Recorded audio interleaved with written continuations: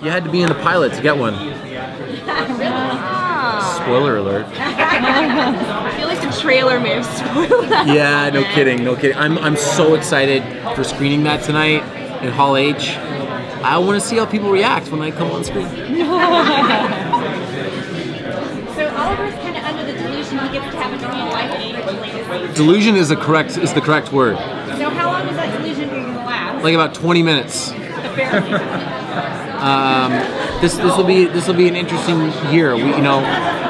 We show, if you pay really close. Now, granted, I know what happens, but if you go back and watch the first episode of season 2, all of the themes that played throughout the season are really touched upon in that episode. Same as the pilot. And when you watch our first episode of season 3, all of the themes that echo throughout are really, really present in our season premiere. But delusion is the right word. Are you really happy that you don't have to answer any more Justice League movie questions? Yes, yes. Okay. And by the way, okay, there's a Flash show. We have Firestorm. We have Canary. We have the Atom. Okay. If you want like the actual Justice League film, I don't know when it's coming out. You can watch the Justice League on television, but the reason that I'm happy to not have to answer the question anymore is because I think that it undersold what we're doing on TV. I would put our degree of difficulty producing 23 episodes of television every year, spinning off a show, giving people the confidence to greenlight other DC properties, and there's 5 DC properties on television now. I would put that degree of difficulty up with producing a $250 million film. They're very different things. And I never wanted to feel as though our existence was only going to be justified if we were part of the cinematic universe. That has nothing to do with anything, right? We are stamping out our own spot, so I'm glad that people know that now. I've heard already that it has a disastrous date for Felicity. So obviously that romance might be kind of like on hiatus or really, but is there going to be other ladies who can get Oliver's life? There's one lady in Oliver's life. Just one. He hasn't counted all the women on screen like he has. No, there's one woman in Oliver's life this year. No, it's Felicity. It just seems like he's got, of course, Sarah and Laurel still out there, and they don't seem to have romantic interest.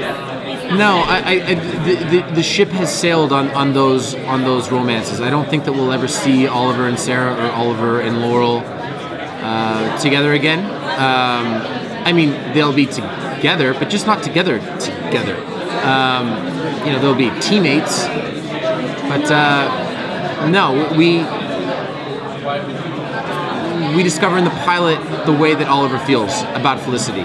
So because of that, if we just introduce random love interests, it would kind of undersell what we do in the premiere.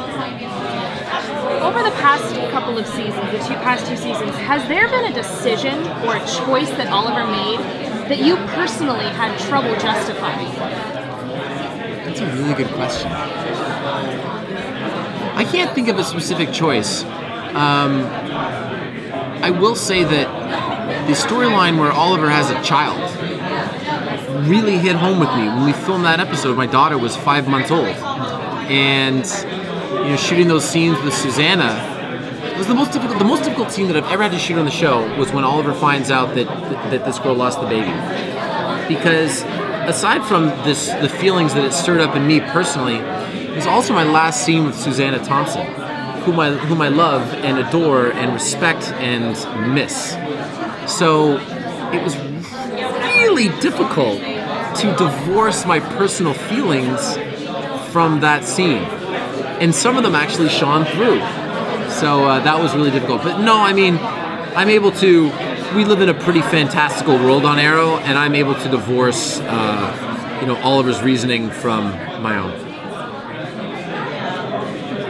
Can you talk about the dynamic between Thea and Oliver this season? Because that's between Thea and Oliver, it's all about unspoken things. Oliver made a commitment to Thea to be more honest with her.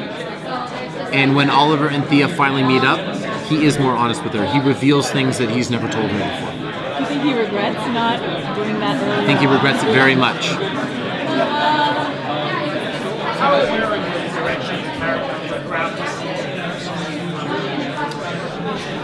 The coolest thing that we talked about is I really do think that we are moving to a spot where